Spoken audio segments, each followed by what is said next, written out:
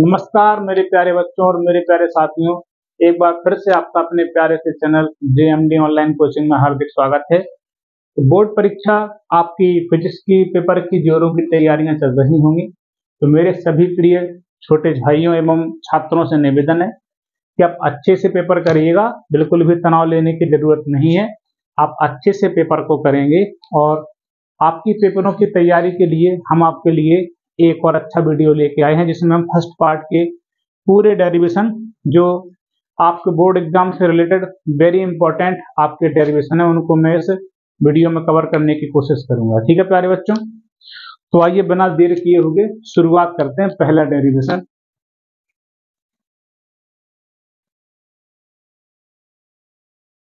Derivation, coulomb के नियम से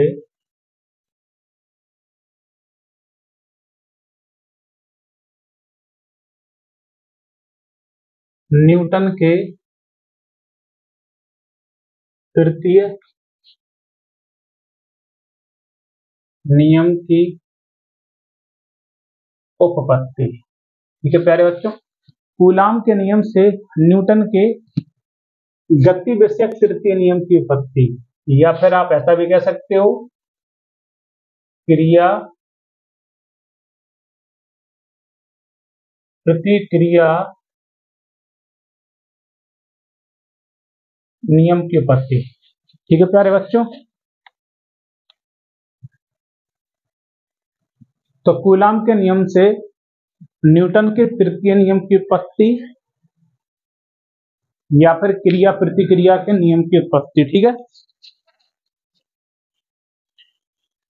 देखिए प्यारे बच्चों, बड़ा ही सिंपल सा डेरिवेशन है। सबसे पहले आप क्या करेंगे, इसमें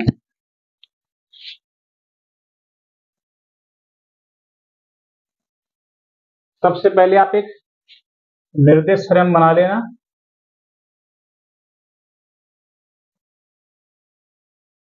इसमें दो आवेश मान लेना, एक आवेश मान लेना Q1 और एक आवेश Q2। ठीक है, और इन आवेशों के बीच की दूरी मान लेते हैं कि R है और मूल बिंदु से इसकी दूरी है R1 वेक्टर, और दूसरे आवेश की दूरी मान लेते हैं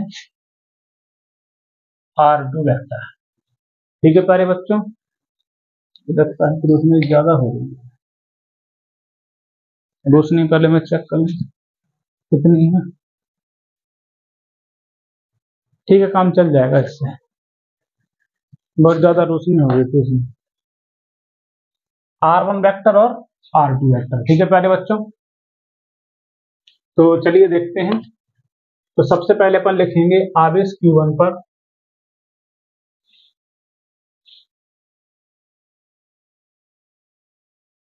Q2 के कारण लगने वाला वैद्युत बल। ठीक है, क्यों? क्योंकि दोनों ही धनावेश एक दूसरे को प्रतिकर्षित करेंगे प्यारे बच्चों। ठीक है, Q1 Q2 पर प्रतिकर्षण बल लगाएगा और Q1 पर लगाएगा Q2, Q2 पर लगाएगा Q1। ठीक है, तो हम 1 पे निकालें Q के कारण बल का सभी को फॉर्मूला आता है 1/4πε0 Q1 Q2 बटे में R²। ठीक है प्यारे बच्चों, अब चूंकि ये सभी अदिश राशियां यहाँ पर LHS में सदस्य राशि होते हैं, उस तरफ सदस्य राशि नहीं है, तो हम क्या करेंगे, वहां पे एकांक वेक्टर की सहायता लेंगे। तो हम यहाँ पे ले लेंगे R कैप, और 1 2 यहाँ है तो 1 2 यहाँ ले लेंगे। ठीक है, और इसका फॉर्मूला होता है R वेक्टर बटे में mod R। ठीक है, तो चाहे 1 से 2 की दूरी देखो, चाहे 2 से 1 की दूरी, तो यहाँ पे R ही रहेगा, तो आप डायरेक्ट R भी लिख सकते हो। ठीक है, रख दीजिएगा यहाँ पर 1/4πε0 Q1 Q2 अपॉन R²। तो इसकी जगह पर रखेंगे R12 अपॉन R। R का इसमें गुणा करेंगे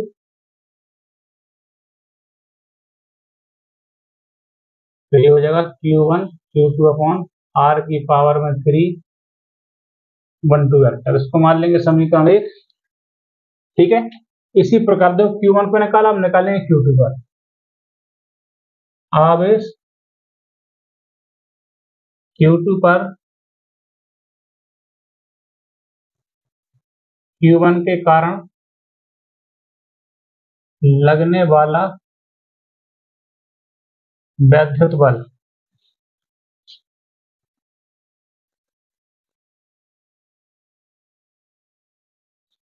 ठीक है प्यारे बच्चों, तो ऊपर लग रहा वन के कारण, मेरे को सेम ऐसे कर देना है।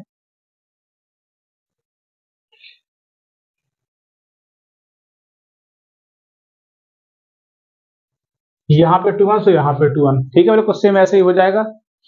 अब हम क्या करेंगे, 2 1 को 1 2 बना सकते हैं। तो 2 1 को 1 2 कैसे बनाओगे,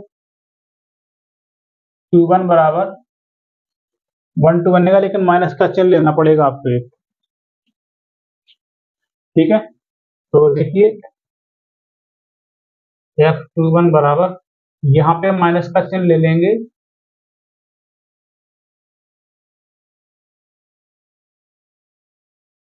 और 2 1 का बन जाएगा 1 2। समीकरण 2। अब समीकरण 1 बार 2 से देखिए,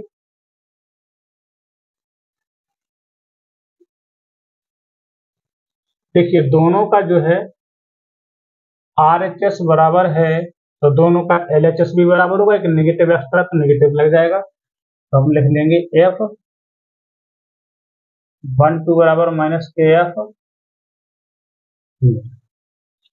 ठीक है प्यारे बच्चों, और यही हमारा न्यूटन का क्रिया प्रतिक्रिया का नियम है। फटाफट से इसका स्क्रीनशॉट लीजिए, जल्दी से, अब तक मैं इसको मिटाता हूं। देखिए प्यारे बच्चों, इस सीरीज का दूसरा डेरिवेशन, आवेशित रिंग या वलय की अक्ष पर वैद्युत क्षेत्र की तीव्रता। तो सबसे पहले हम क्या करेंगे, वलय बना लेंगे या रिंग बना लेंगे, ठीक है। एक हम रिंग बना लेते हैं, और ये रिंग आवेशित होनी चाहिए, ठीक है बच्चों। इस पे हम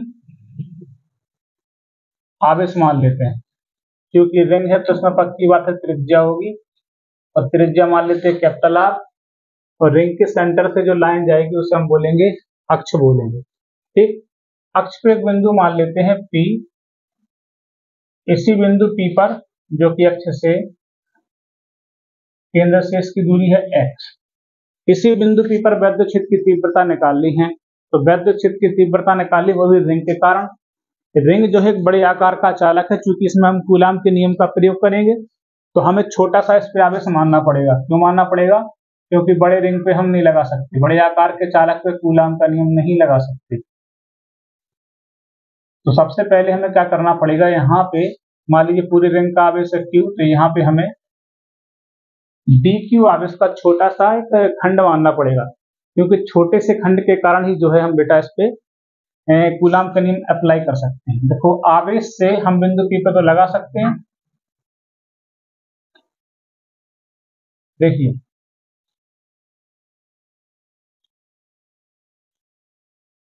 हम यहाँ पे एक बिंदु मान लेते हैं कि बिंदु P है, और इस वाले आवेश से यहाँ तक की दूरी मान लेते हैं स्मॉल r, ठीक है। तो हम निकालते हैं DQ के कारण, सूक्ष्म आवेश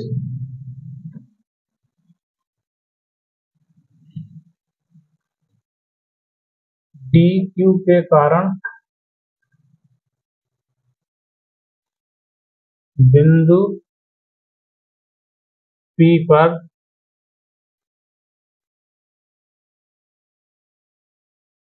वैद्युत क्षेत्र की तीव्रता। तो तीव्रता का फॉर्मूला होता है E बराबर 1/4πε0 Q। तो Q को हमने मान रखा है DQ, और दूरी है आपकी R, तो R²। ठीक है प्यारे बच्चों, क्योंकि आवेश को DQ लिया तो यहाँ भी हमको DE लेना पड़ेगा, ठीक।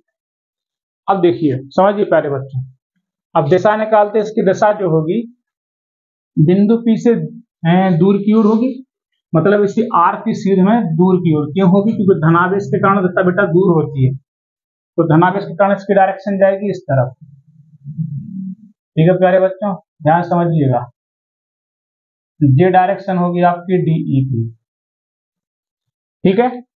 क्योंकि हमें जो तीव्रता निकालनी है वो अक्ष पे निकालनी है, हमें यहाँ पर DE नहीं चाहिए, हमको चाहिए इस वाली अक्ष पे। तो हम क्या करेंगे, इस समय DE के दो घटक बनाएंगे। एक बनेगा आपका DE cos थीटा और इसी के लंबवत बनेगा आपका एक DE sin थीटा। ठीक है प्यारे बच्चों, अब देखिए ये बेटा एक रिंग है।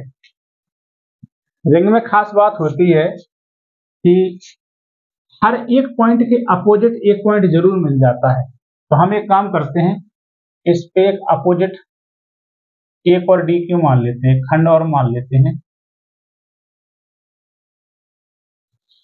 DQ, ठीक है। तो ये भी दूरी कितनी होगी प्यारे बच्चों, ये भी कैपिटल R होगी, त्रिज्या है। और जैसे ये R है तो आपकी ये R होगी, ये थीटा, तो ये थीटा, साथ में ये भी थीटा, और ये भी आपकी TE होगी। तो DE तो फिर से घटक बनाओगे तो इस तरफ क्या होगा, DE cos थीटा, और ये क्या बनेगा आपका DE sin थीटा।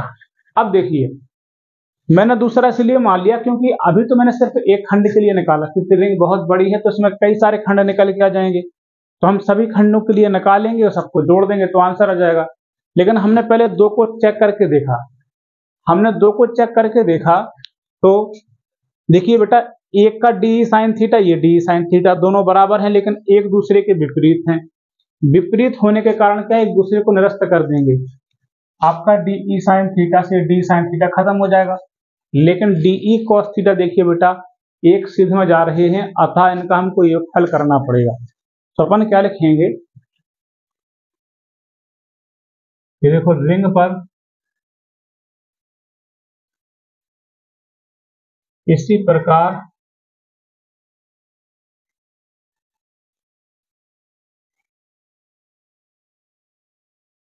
अनेक DQ के कारण अनेक DE प्राप्त होंगे, ठीक है। सभी DE को घटकों में वियोजित करने पर सभी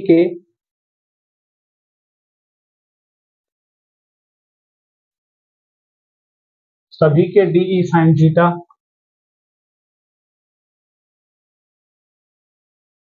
एक दूसरे को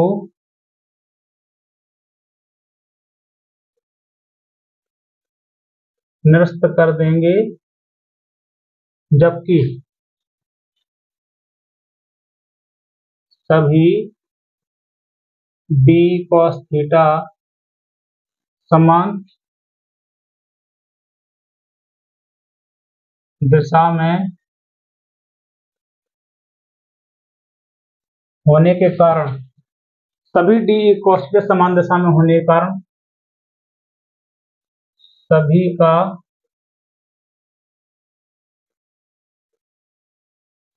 देखिए बेटा इस सभी का योगफल होगा। अब कौन सा योगफल होगा, सभी को जोड़ तो सकते नहीं, हम कितने DQ, बहुत सारे DQ प्राप्त होंगे, तो सभी का योगफल करिए। तो चलिए योगफल करते हैं।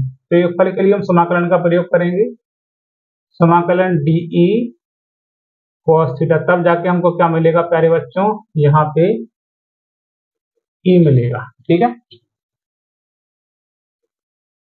और DE की जगह पे 1/4 पाई एप्सिलॉन नॉट DQ/r² और cos थीटा, देखिए cos थीटा कहीं से भी निकाल लीजिए, आधार बटेकरण, आधार माने x, कर्ण माने r, तो आप यहाँ पे रख दीजिए x/r, गुणा करिए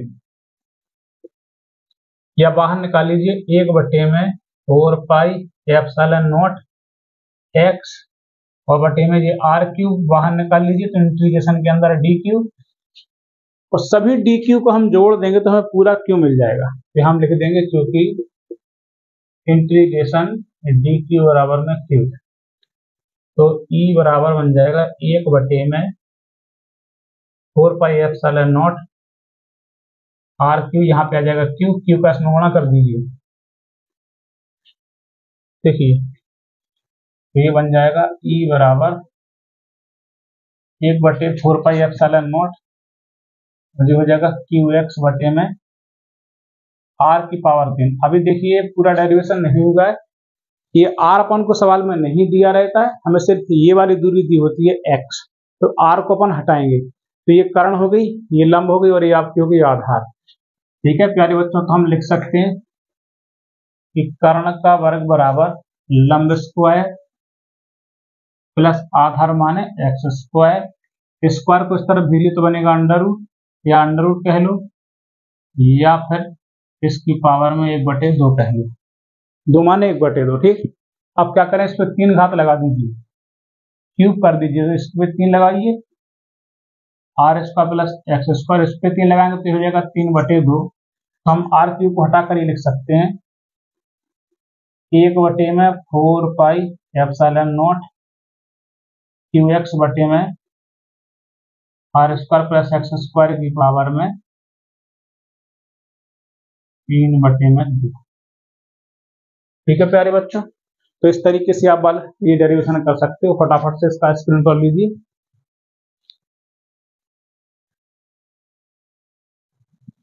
देखिए प्यारे बच्चों, वैद्युत ध्रुव के कारण अक्षीय स्थिति या अनुदैर्ध्य स्थिति में वैद्युत क्षेत्र की तीव्रता, अधिकांशतः बच्चे इसको बहुत इंपॉर्टेंट मानते हैं, तो एग्जामिनेशन पॉइंट ऑफ व्यू को देखते हुए भी इंपॉर्टेंट है। तो चलिए इसको समझते हैं। सबसे पहले हम बनाएंगे वैद्युत ध्रुव।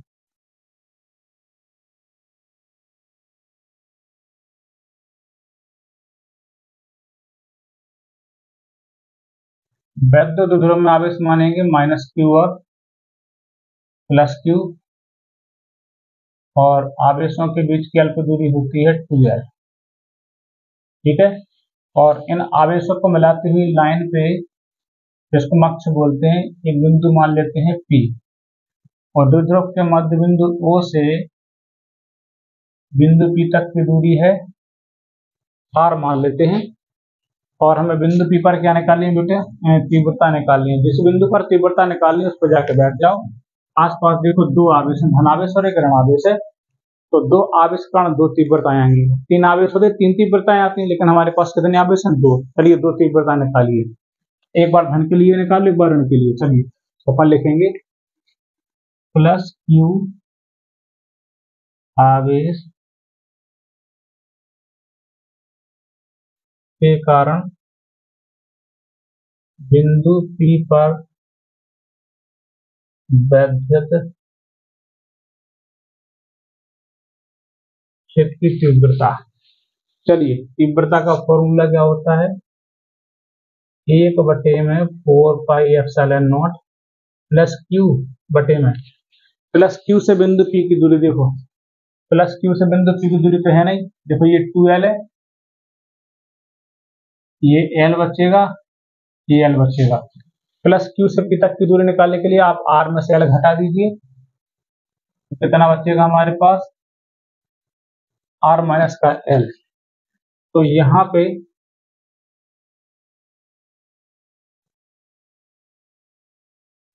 r माइनस l का होल स्क्वायर हो जाएगा। ठीक है, अब निकालिए -q आवेश के कारण बिंदु P पर वैद्युत क्षेत्र की तीव्रता, इसको मानेंगे E2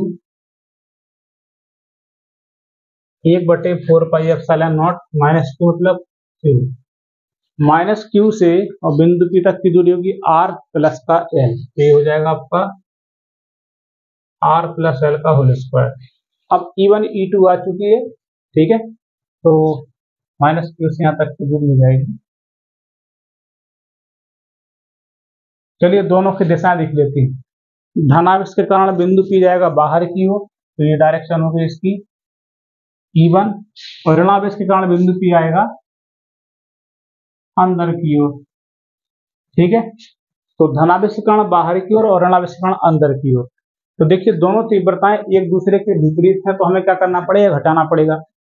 तो विपरीत होने के कारण हम घटाएंगे, घटाने के लिए पहले हमें चेक करना पड़ेगा कि बड़ा कौन है दोनों में से। तो दोनों में से चेक करिए, E1 बड़ा है कि E2 बड़ा है। आप देख सकते हो कि जो पास में होता है वही बड़ा होता है, क्योंकि सूत्र ही कहता है कि E प्रोपोर्शनल R/R²। जो पास में होगा उसकी तीव्रता ज्यादा होगी। तो पास में धनावेश है, धनावेश के कारण E1 है और E1 ही ज्यादा होगी। तो अपन क्या लिखेंगे, बिंदु P पर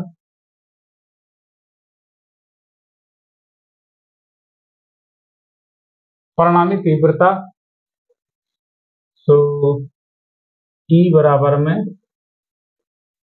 E1 माइनस का E2, और E1 की जगह रखेंगे 1/में 4πε0 Q/में माइनस 1/में 4πε0 Q/में R+L का होल स्क्वायर। इन दोनों से दो कॉमन क्या आ रहा प्यारे बच्चों, 1/4πε0 Q बाहर आ रहा, तो यहाँ से बचेगा 1/R- का L का होल स्क्वायर, यहाँ पे 1/में R+L का whole square.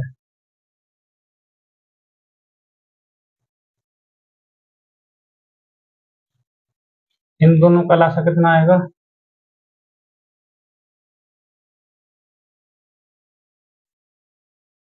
Minus minus cut गया, R+L का होल स्क्वायर।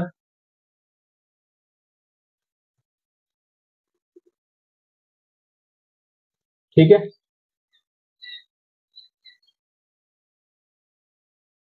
E बराबर 1/4πε0 Q।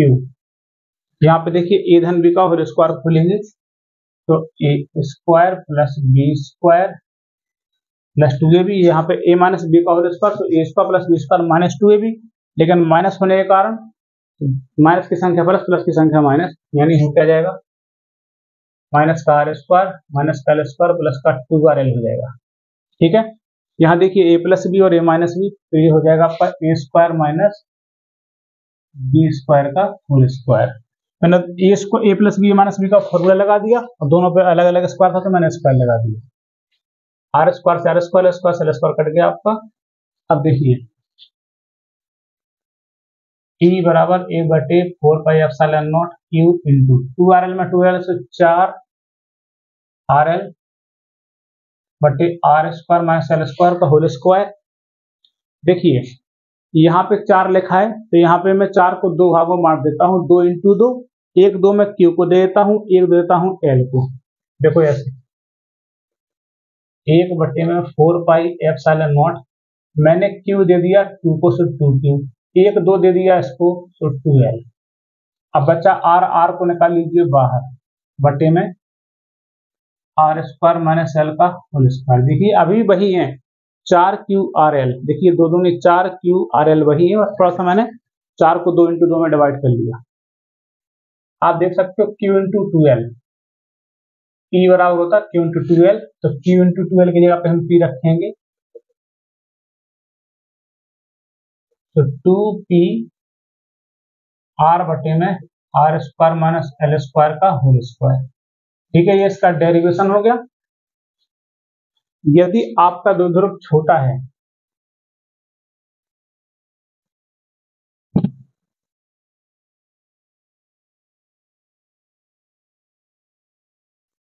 अगर द्विध्रुव छोटा होता है तो हम क्या करते हैं, L स्क्वायर को छोड़ देते हैं, छोड़ दीजिए L स्क्वायर को, तो ये बनता है E बराबर 1/4πε0 2PR। L स्क्वायर को छोड़ देंगे तो R स्क्वायर का स्क्वायर, यानी R पे घात 4, R से काट दीजिएगा, R पे घात 3 बचेंगी, तो हमारे पास फाइनल आंसर आएगा 1/4πε0 और 2p/r3।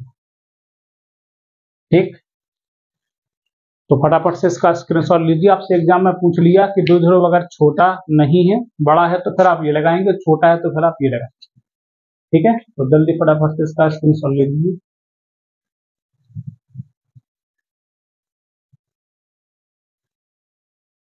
देखिए प्यारे बच्चों, वैद्युत द्विध्रुव के कारण निरक्षीय स्थिति या अनुप्रस्थ स्थिति में जो है आपको वैद्युत क्षेत्र की तीव्रता का व्यंजक निकालना। तो सबसे पहले अपन क्या करेंगे कि वैद्युत द्विध्रुव बना लेंगे।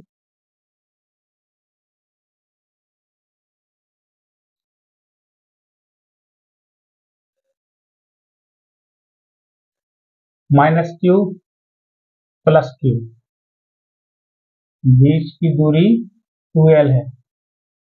द्विध्रुव के मध्य बिंदु पे अपन ने O बिंदु मान लिया, और इससे जो है लंबवत स्थिति में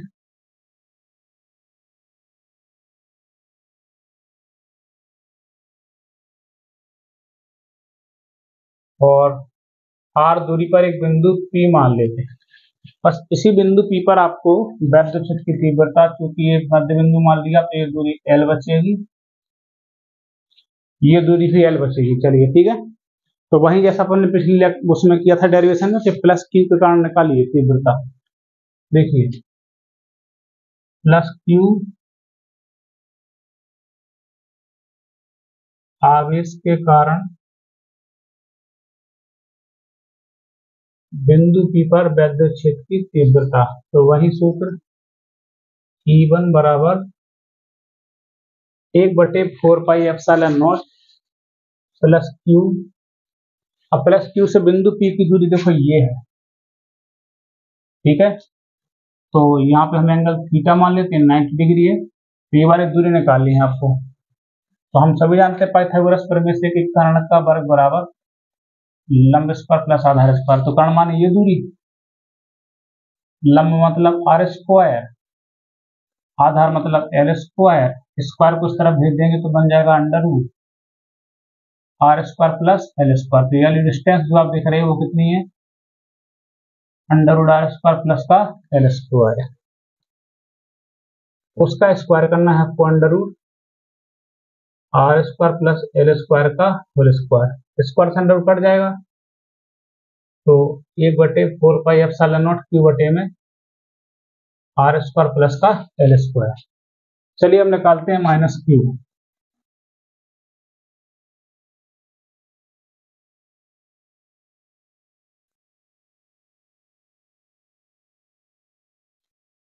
-q आवेश कारण बिंदु P पर तीव्रता निकालिए। ठीक है, ये थीटा है, तो ये भी थीटा होगा आपका। ठीक है, और ये दूरी कितनी हो जाएगी, √r square plus l square. ठीक है, तो वही आपका P2 वही आ जाएगा आपका 1/4πε0 q बटे में r square plus l square. चलिए इनकी डायरेक्शन बनाते हैं। धनावेश के कारण बिंदु P जाएगा दूर। ठीक है बेटा, ऐसी सीध में दूर जाएगा। चलिए थोड़ा सा आप सीधा बना लीजिएगा, ऐसा ही है। तो ये हो गई आपकी E1। ठीक है, और ऋणावेश क्या करेगा, इसको अपनी तरफ खींच लेगा। तो ये किसकी डायरेक्शन होगी प्यारे बच्चों, E2 की डायरेक्शन। क्योंकि देखिए E1 और E2 दोनों सेम ही है, तो इनका परिणाम ही आएगा बिल्कुल बीचों बीच। ठीक, देखो ये वाला थीटा एंगल है, तो ये वाला भी संगत कोण के कारण, देखो ये रेखा समांतर है, ये थीटा है, तो ये वाला एंगल भी कितना आएगा, थीटा आएगा। ठीक है प्यारे बच्चों,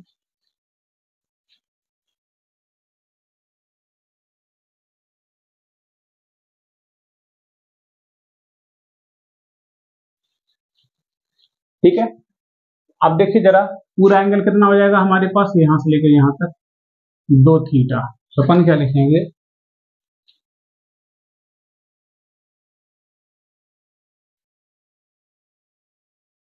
बिंदु P पर परिणामी तीव्रता। तो चूंकि जब भी दो सदस्य राशियों के बीच में कोण आता है, तब उसका सूत्र अपन लगाते हैं समांतर चतुर्भुज के नियम से। ई बराबर under root E1 square plus, या फिर डायरेक्ट कर दीजिए ई स्क्वायर बराबर E1 square plus E2 square 2E1 E2 cos theta की जगह पे हम रख देंगे 2 थीटा, क्योंकि कोण जो है हमारा वो है 2 थीटा। ठीक है प्यारे बच्चों, और यहाँ देख लीजिए E1 किसके बराबर है, E2 के, तो रख दीजिए ई स्क्वायर बराबर E1 की जगह पे E2 square plus E2 square 2, E1 की जगह पे E2 गुणे E2 cos 2 थीटा,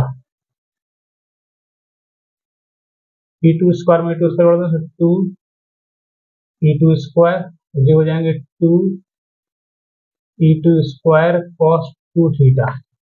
ठीक है, इसमें से कॉमा ले लीजिए आप लोग, 2 E2 स्क्वायर 1 प्लस के, यहाँ पे cos 2 थीटा, और यहाँ पे cos 2 थीटा का सूत्र खोल दीजिएगा। देखिए cos 2 थीटा का सूत्र होता है 2 cos स्क्वायर थीटा माइनस 1, यहाँ रख दीजिए ई स्क्वायर बराबर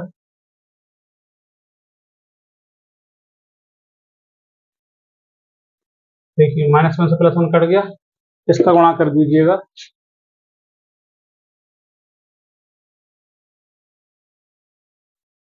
तो 2 दूनी 4 E2 square cos square theta, इसमें से 2 E2 cos थीटा कॉमन लेके बाहर, 2 से 2 कट जाएगा, 2 E2 cos थीटा, यहाँ से हम cos थीटा का मान निकाल सकते हैं। cos थीटा ये है तो आधार हो जाएगा L बटे में कारण मतलब ये under root R square plus L square. ठीक है, रखिए मान यहाँ पे 2 इंटू E2 की जगह पे आप ये वाली वैल्यू रखेंगे 1/4πε0 Q upon R square plus L square into cos theta की जगह पे L बटे under root R square plus L square. ठीक है, ये दो L को दे देना, 1/4πε0 Q इंटू 2L। अब देखिए यहाँ पे अंडर रूट माने हैं 1/2 घात, और यहाँ पे 1 घात, एक में 1/2 जोड़ देंगे तो हो जाएगा R square plus L square की पावर में 3/2। आप चाहो तो Q इंटू 2L को P लिख सकते हो, तो ये हो जाएगा P upon R square plus L square की पावर में 3/2। ठीक है, जब द्विध्रुव छोटा ना हो मतलब बड़ा हो, और यदि द्विध्रुव छोटा है तो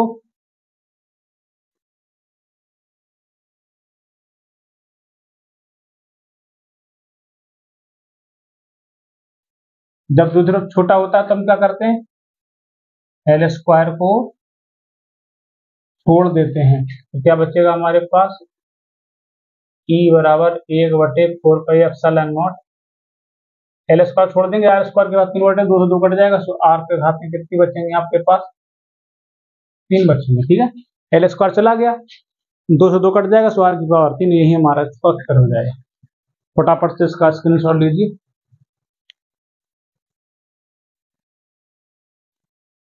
देखिए प्यारे बच्चों, एक समान वैद्युत क्षेत्र में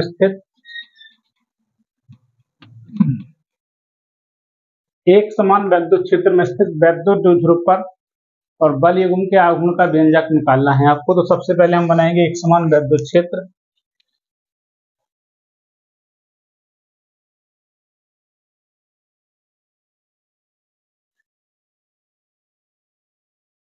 ठीक है प्यारे बच्चों, एक समान वैद्युत क्षेत्र अपन ने बना लिया कैपिटल E वेक्टर। ठीक है, तो इसमें वैद्युत द्विध्रुव को रखना है, तो द्विध्रुव को आप किसी भी प्रकार से रख सकते हो, तो मैं आपको इस तरह से रख के बताता हूं, J माइनस क्यू आवेश प्लस क्यू आवेश, इसको डाल देते हैं नाम A B, और आवेशों के बीच की दूरी को हम बोलते हैं 2L। ठीक है प्यारे बच्चों, और यह जो है थीटा कोण पर है। और आपको थोड़ा पता होना चाहिए कि वैद्युत क्षेत्र में जो धनावेश होता है उस पर एक बल लगता है F1 बराबर में Q। ठीक है, वही वैद्युत क्षेत्र की दिशा में। और ऋणावेश पर जो है वैद्युत क्षेत्र की विपरीत दिशा में अपने आप बल लगता है F2 बराबर में ये माइनस Q ही हो जाएगा। ये दोनों बल देखिए बेटा, ठीक है, हम लिख सकते हैं प्लस Q आवेश पर लगने वाला वैद्युत बल F1 बराबर में प्लस Q। ऐसे लिखेंगे माइनस Q आवेश पर लगने वाला बल F2 बराबर माइनस Q। अब देखिए ये दोनों बल परिमाण में तो बराबर है, लेकिन एक दूसरे की क्रिया रेखा अलग अलग मतलब और एक दूसरे के विपरीत है। और हम जानते हैं कि जब दो बल बराबर हों, एक दूसरे के विपरीत हों और क्रिया रेखा अलग अलग है, ठीक है, तो ये दो बल जो है बल युग्म का निर्माण करते हैं। तो अपन लिखेंगे यहाँ पे F1 व F2 एक दूसरे के बराबर एवं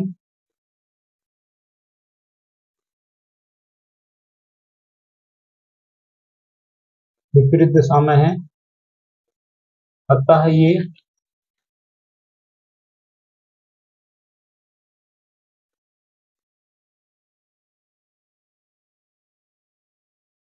बल युग्म का निर्माण करते हैं। तो अपन लिखेंगे अतः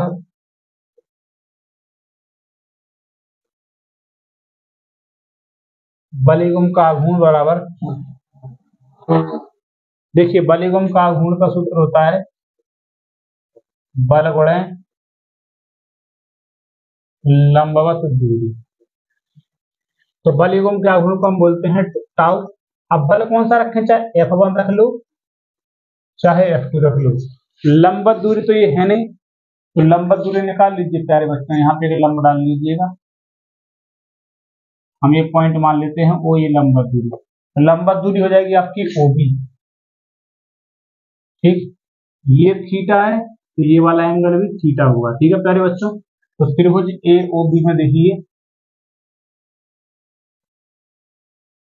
हम सभी जानते हैं कि साइन थीटा बराबर लंब बटे में कर्ण, लंब मतलब OB, कर्ण मतलब 12 बटे में करके कैसी गुणा OB बराबर 12 साइन थीटा रख दीजिए। चलिए इसमें अब F1 की जगह पे हम क्या रख देंगे QE और OB की जगह पे 12 साइन थीटा। देखिए Q इंटू 12 होता है P के बराबर, तो टाउ बराबर हो जाएगा ये दोनों मिलकर P बन गया E साइन थीटा। और वेक्टर फॉर्म में से लिखेंगे हम टाउ वेक्टर बराबर P vector cross E vector. कभी कभी एक नंबर पूछ लेता है आप लोगों से, तो फटाफट से इसका स्क्रीनशॉट लीजिए।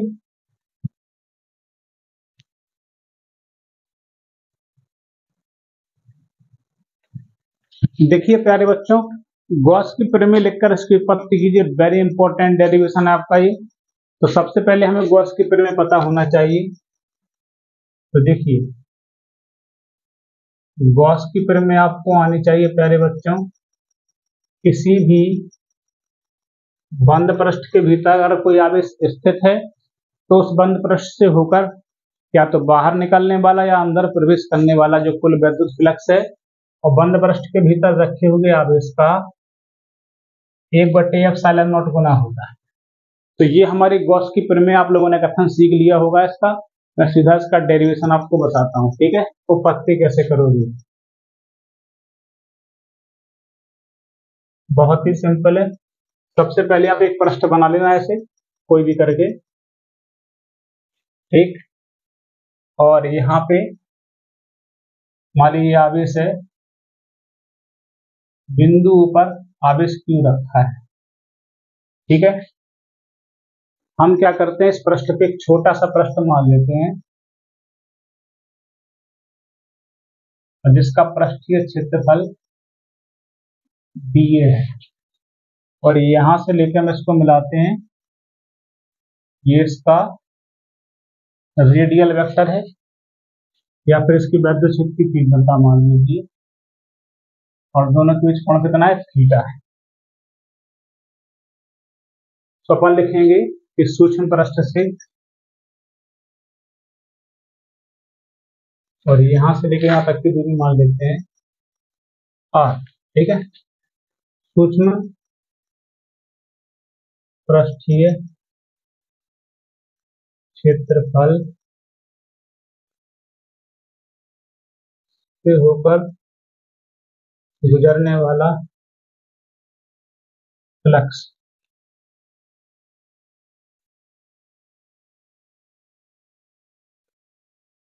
वैद्युत फ्लक्स, तो ये हो जाएगा पाई ई बराबर E into D A cos theta, क्योंकि डी है तो यहाँ पे डी फाई लिखना, तो लिखना आप लोग के संपूर्ण पृष्ठ से होकर, किससे,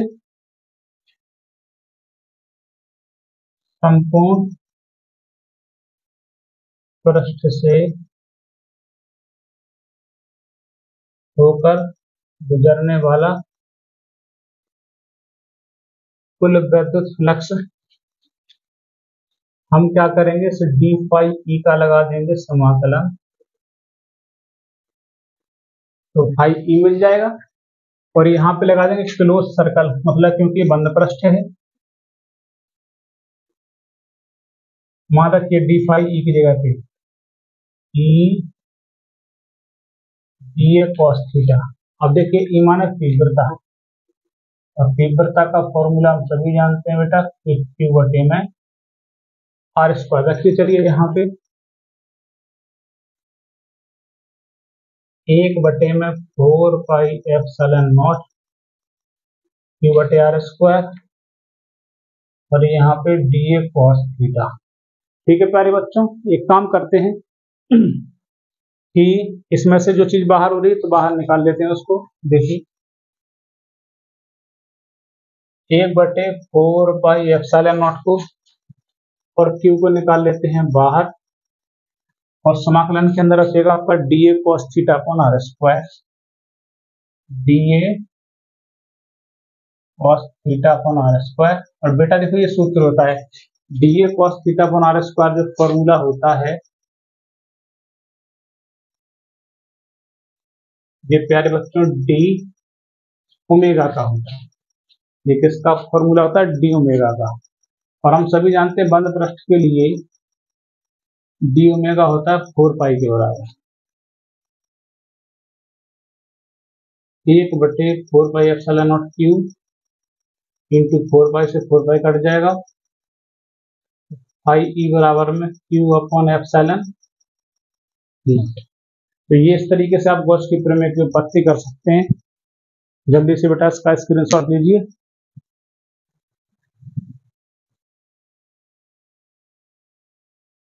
देखिए प्यारे बच्चों, अनंत लंबाई के सीधे आवेशित विद्युतरेखीय तार के निकट आपको वैद्युत क्षेत्र की तीव्रता निकालनी है। इसको बड़े ही आराम से निकाल सकते हैं। सबसे पहले अपन को करना पड़ेगा, अनंत लंबाई का एक सीधा तार लेना पड़ेगा। चलिए सीधा तार लेते हैं, चलिए तार बना लेते हैं अनंत लंबाई का।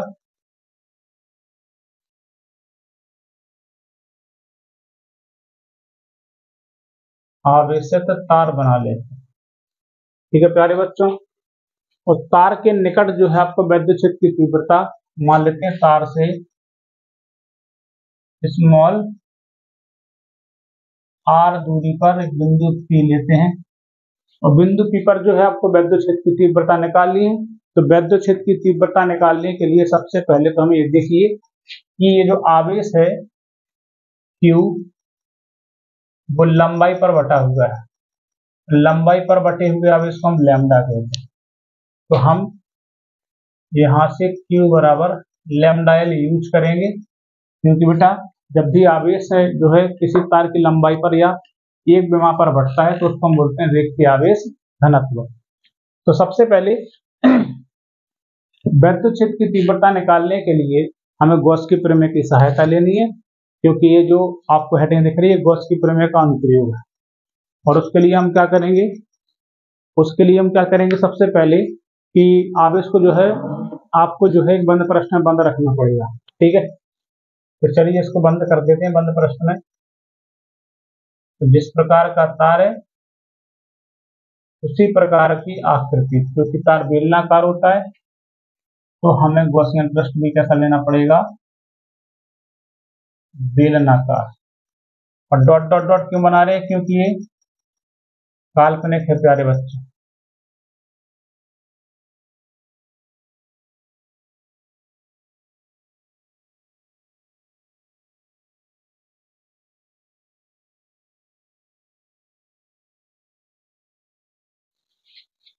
ठीक है,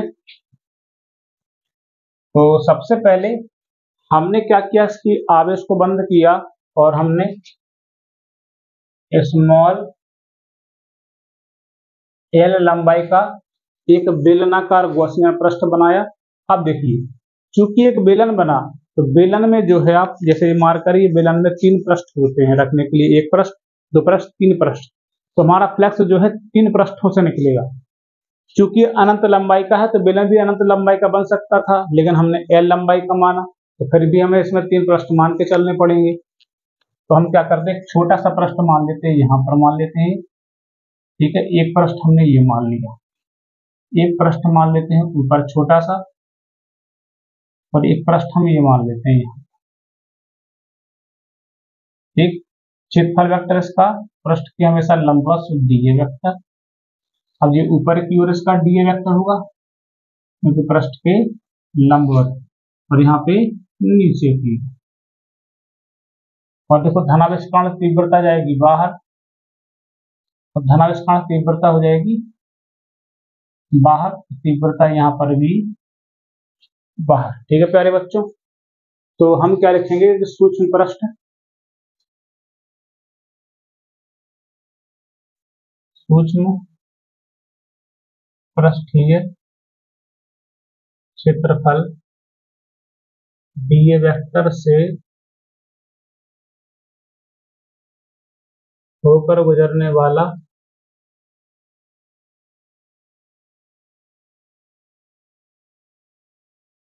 वैद्युत फ्लक्स। ठीक है, तो वैद्युत फ्लक्स का फॉर्मूला क्या होता है, फाई ई बराबर E into D A cos theta.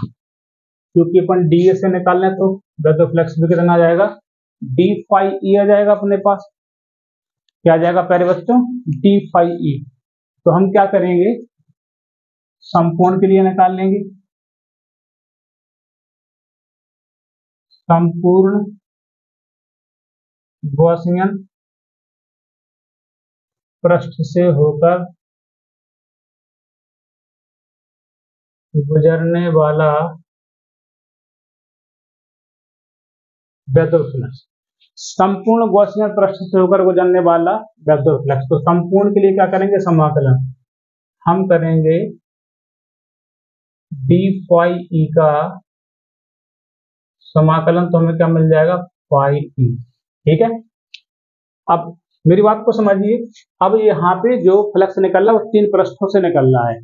तो एक पृष्ठ ये है, एक पृष्ठ ये है, और एक पृष्ठ ये। तो 3 पृष्ठ है प्लेन, और ये वाला हिस्सा जो होता है कर्व यानी वक्रीय, ये होता है प्लेन यानी समतल। तो इसमें 2 प्लेन है और एक कर्व है। तो खोलिए बेटा सूत्र इसका ध्यान से, समाकलन डी फाई ई की जगह पे E D A cos theta एक बार, E D A cos theta 2 बार, E D A cos theta 3 बार। इसमें देखिए 2 बार तो प्लेन है, 2 बार प्लेन है और एक है कर्व। ठीक है, ओके। अब देखिए प्लेन में देखो ये वाला हिस्सा प्लेन है, तो कोण कितने डिग्री का, 90 का, ये भी 90 का। लेकिन यहाँ पे देखो दोनों एक सीध में ई दिए तो यहाँ पे कोण 0 है। तो देखिए फाई ई बराबर plane E D A, plane में कोण कितना है इसका, 90 का।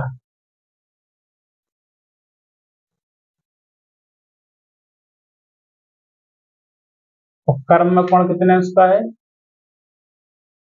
cos 0 का हम सभी जानते हैं cos 90 का 0 0, लेकिन cos 0 का बने तो हमारे पास सिर्फ बचेगा, ये बचेगा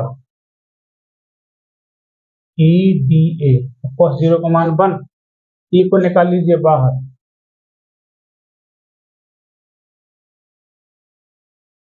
इंटू DA। अब DA क्या है प्यारे बच्चों, ये कर्व का क्षेत्रफल है, यानी वक्री पृष्ठ का क्षेत्रफल। और वक्र पृष्ठ का क्षेत्रफल क्या होता है आपको पता होना चाहिए बेटा, बेलन का 2 पाई RH। तो 2 पाई RL, तो देखिए फाई E बराबर में ये हो जाएगा हमारे पास E इंटू 2 पाई RL, समीकरण 1। ठीक है, क्योंकि हमें गॉस के प्रमेय का यूज करना है, हम लिखेंगे गॉस की प्रमेय से फाई E बराबर Q अपॉन एप्सिलॉन नॉट, और हम क्या रख सकते हैं, Q बराबर में लैम्डा इंटू L रखिए, तो लैम्डा इंटू L बटे में एप्सिलॉन नॉट, समीकरण 2।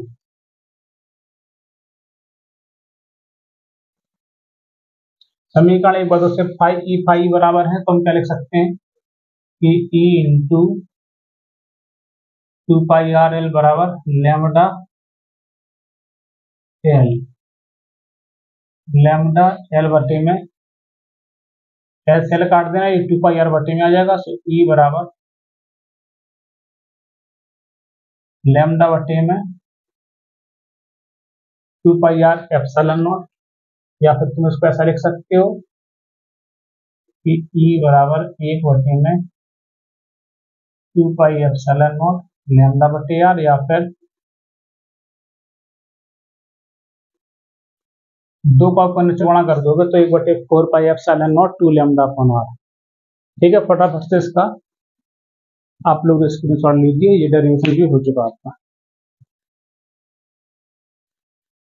देखिए प्यारे बच्चों, गोलीय कोष या गोलीय चालक के कारण वैद्युत क्षेत्र की तीव्रता, चाहे गोलीय ठोस आपका चालक हो, ठोस चालक हो, या फिर खोखला गोला हो, तो उसके कारण आप वैद्युत क्षेत्र की तीव्रता सेम ही निकालते हैं।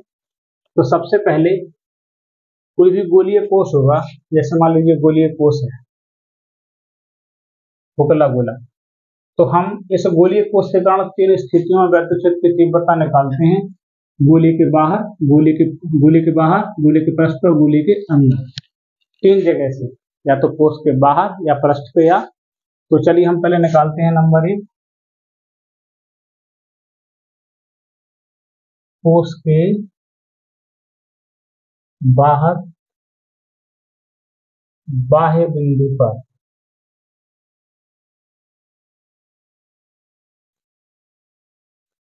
देखिए बेटा, कोष के बाहर और बाह्य बिंदु पर निकालते हैं पहले।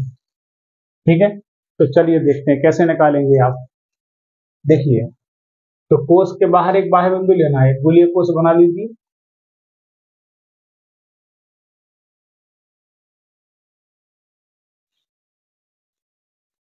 गोलीय कोष बना लिया, और इसकी त्रिज्या प्यारे बच्चों कैपिटल R है, और समान रूप से ये कैसा है,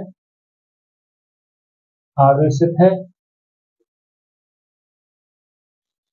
और इससे बाहर मानना है, मतलब यहाँ पे बिंदु P, वो भी स्मॉल r दूरी पर। और बिंदु P पर वैद्युत क्षेत्र की तीव्रता निकाल ली है, तो किसी भी बिंदु पर तीव्रता निकाल ली है, उस बिंदु से होता हुआ हम क्या मानते हैं, एक गॉसियन पृष्ठ मानते हैं। ठीक है प्यारे बच्चों, और बिंदु P पर जो है हम एक छोटा सा पृष्ठ बना लेते हैं, जिसका क्षेत्रफल वेक्टर है d वेक्टर, और धनावेश के कारण तीव्रता बाहर की ओर। सो अपन वही करेंगे जो अपन गॉस के प्रमेय के डायरेक्शन में कर रहे थे, सूक्ष्म क्षेत्रफलीय अवयव DA के कारण बिंदु P पर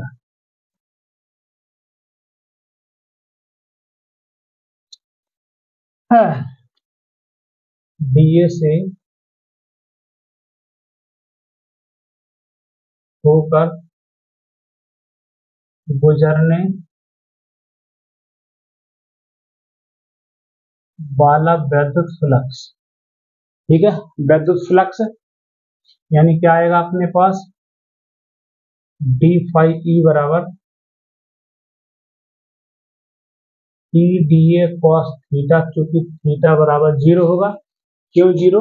क्योंकि E vector comma D A vector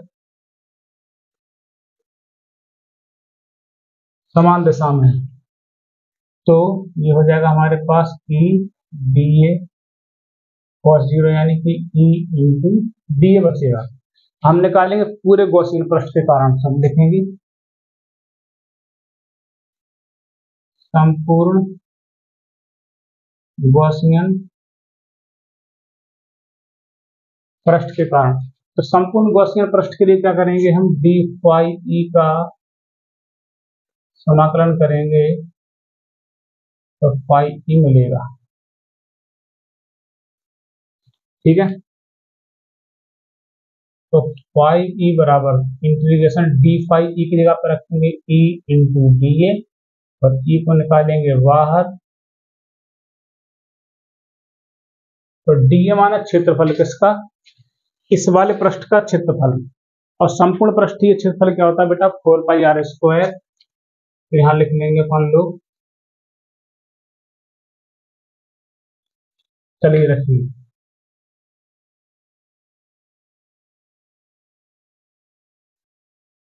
समीकरण 1, क्योंकि गॉस की प्रमेय का एप्लीकेशन तो अपन लिखेंगे गॉस की प्रमेय से।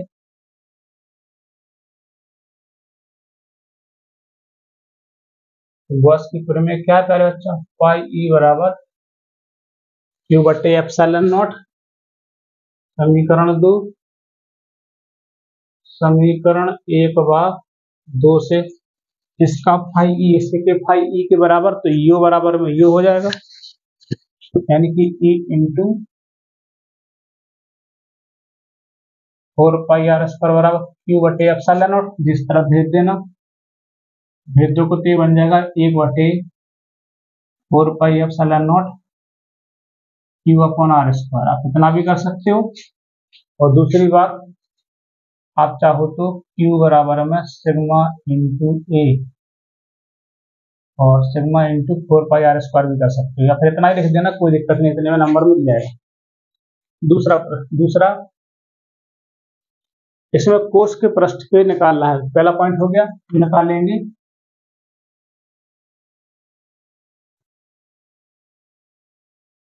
कोष के पृष्ठ पे निकालोगे तो स्मॉल आर कैपिटल आर के बराबर हो जाएगा। तो यही फॉर्मूला को डायरेक्ट कर देना है, क्यू बटे में आर स्क्वायर। थर्ड पॉइंट, कोष के अंदर निकालिए,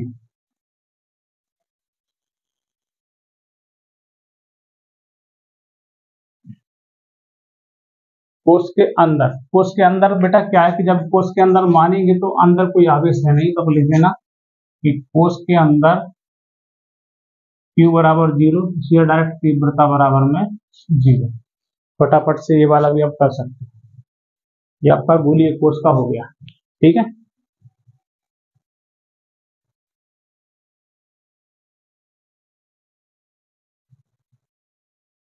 देखिए प्यारे बच्चों, अगला आपका है गोलीय चालक की धारिता, या फिर सिद्ध कीजिए कि गोलीय चालक की धारिता उसकी त्रिज्या के समानुपाती होती है, यानी कि हमें गोलीय चालक की धारिता उसकी त्रिज्या के समानुपाती प्रूव करनी है।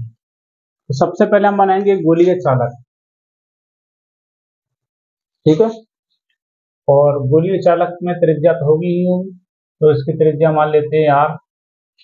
ठीक है, और हम क्या करते हैं, इसकी धारिता निकालने को हम क्या करते हैं, इसको आवेश देते हैं। ठीक है बेटा,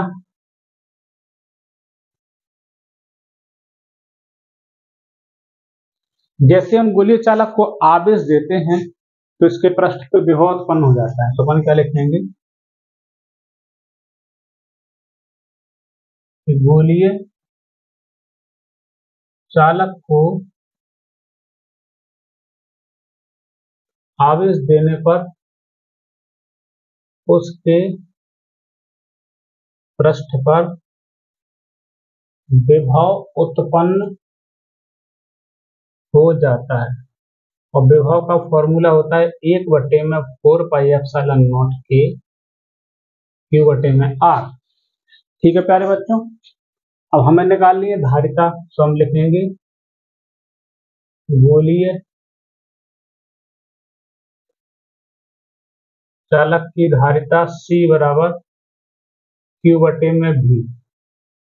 V की जगह पर रखेंगे 1/4 पाई एप्सिलॉन नॉट के Q/r। Q से Q कट जाएगा तो ये R ऊपर पहुंच जाए तो C बराबर में 4 पाई एप्सिलॉन नॉट के इंटू R।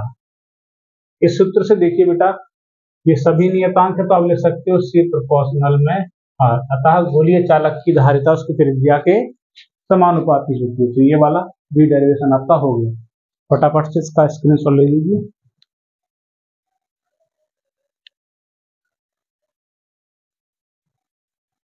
देखिए, समांतर प्लेट संधारित्र की धारिता बहुत ही सिंपल है प्यारे बच्चों। तो आपको सबसे पहले जो है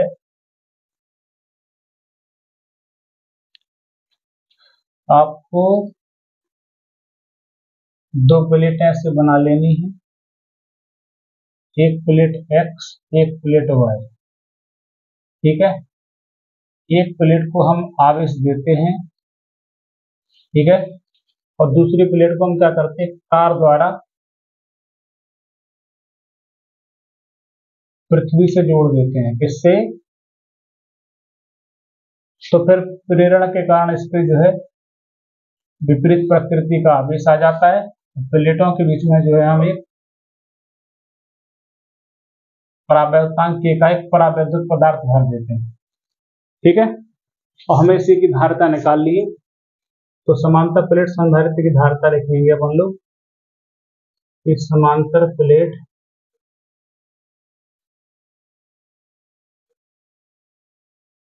संधारित्र की धारिता C बराबर में Q/V। और ये प्लेटों के बीच की दूरी मान लेते हैं अपन लोग स्मॉल d, प्रत्येक प्लेट का क्षेत्रफल A। हम लिखेंगे V बराबर A इंटू डी, फॉर्मूला होता है। तो यहाँ पे V बराबर A इंटू डी और तीव्रता होती है सिग्मा अपॉन एप्सिलॉन नॉट। तो Q/V में E की जगह पे sigma upon epsilon into D और सिग्मा बराबर Q/A रख देंगे। Q/में A के एप्सिलॉन नॉट इंटू डी, कैसे के कट जाएगा, ये पहुंच जाएगा ऊपर प्यारे बच्चों। तो C बराबर में A के एप्सिलॉन नॉट अपॉन में डी। तो ये हमारी समांतर प्लेट संधारित्र की धारिता है। तो जल्दी से प्यारे बच्चों इसका स्क्रीनशॉट दीजिए।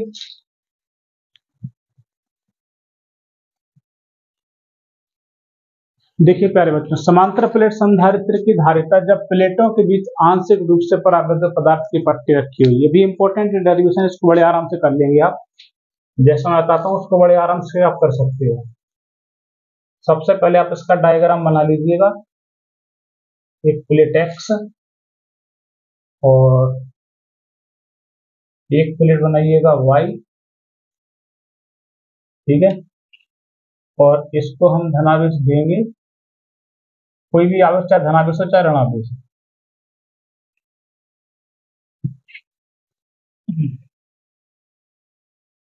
और दूसरी प्लेट को जोड़ेंगे किससे?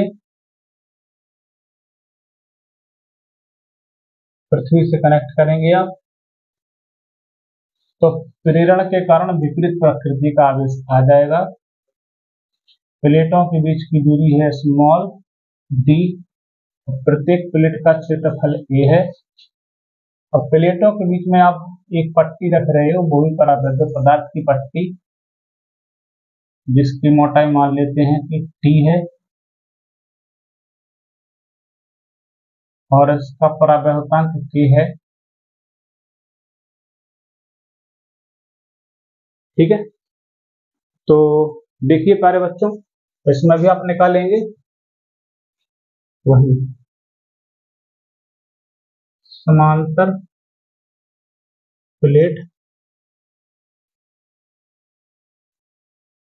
संधारित्र की धारिता बिल्कुल वही उसी तरीके से Q बराबर V इन C बराबर Q अपॉन V। अब यहाँ पर देखो विभवांतर प्लेटों के बीच दो जगह खर्च होगा, वायु में पट्टी में, फिर वायु दो जगह, तो वायु को एक जगह मान लीजिए, तो वायु प्लस पट्टी में। तो देखिए C बराबर विभवांतर 1 इसमें होगा वायु में प्लस विभवांतर 2 किसमें मिलेगा आपको,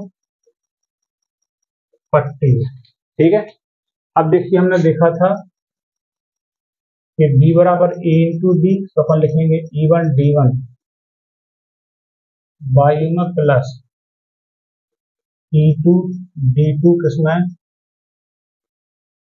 पट्टी में। अब ये तीव्रता निकाल लीजिए,